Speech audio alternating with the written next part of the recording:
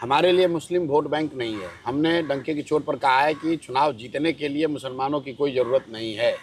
साथ में ये भी कहा कि लेकिन समाज को बदलने के लिए अगर व्यवस्था बदलनी है, समाज बदलना है, तो उसमें मुसलमानों की बड़ी भागीदारी है, क्योंकि उनकी 18-20% आबादी है। लेकिन अभी तक आप जैसे लोग या जो नेता हैं, पत्रकार हैं, उनके लिए मुसलमान सिर्फ चुनाव जीतने हारने के मैकेनिक्स और अर्थमेटिक का हिस्सा है। हमारे लिए मुसलमान उस अर्थमेटिक का हिस्सा नहीं है कि कितना परसेंट मुसलमान वोट दे देगा तो मैं चुनाव जीत जाऊंगा। मुसलमान हो या हिंदू हो, बिहार में अगर गरीबी है और 18% मुसलमान है तो सबसे ज़्यादा गरीब मुसलमान है। अगर बिहार से पलायन हो रहा है तो सबसे ज़्यादा नेचुरली मुसलमान समाज के बच्चे पलायन कर रहे हैं।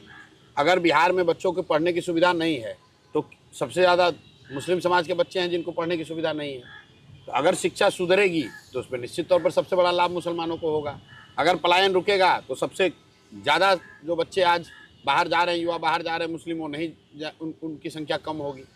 तो इसके लिए अलग से करने की क्या ज़रूरत है। जहाँ तक रह गई भागीदारी की बात, तो भागीदारी इसलिए सिर्फ नहीं है कम क्योंकि दलों में उनका रिप्रेजेंटेशन दल वाले नहीं दे रहे। दल वाले तो उनके साथ बेईमानी कर ही रहे हैं, लेकिन साथ साथ कहीं ना कहीं मुस्लिम समाज को भी खड़ा होना पड़ेगा, उनको भी लड़ाई लड़नी पड़ेगी, उनको भी जद्दोजहद करना पड़ेगा। बिना प्रयास किए किसी को कुछ नहीं मिलता है। तो अगर मुस्लिम समाज के लोग राजनीति में नहीं आ रहे हैं, किसी कारणवश उनका भरोसा नहीं है या उतनी उनको विश्वास नहीं है कि वो जीत सकते हैं, तो कैसे उनको रिप्रेजेंटेशन मिलेगा।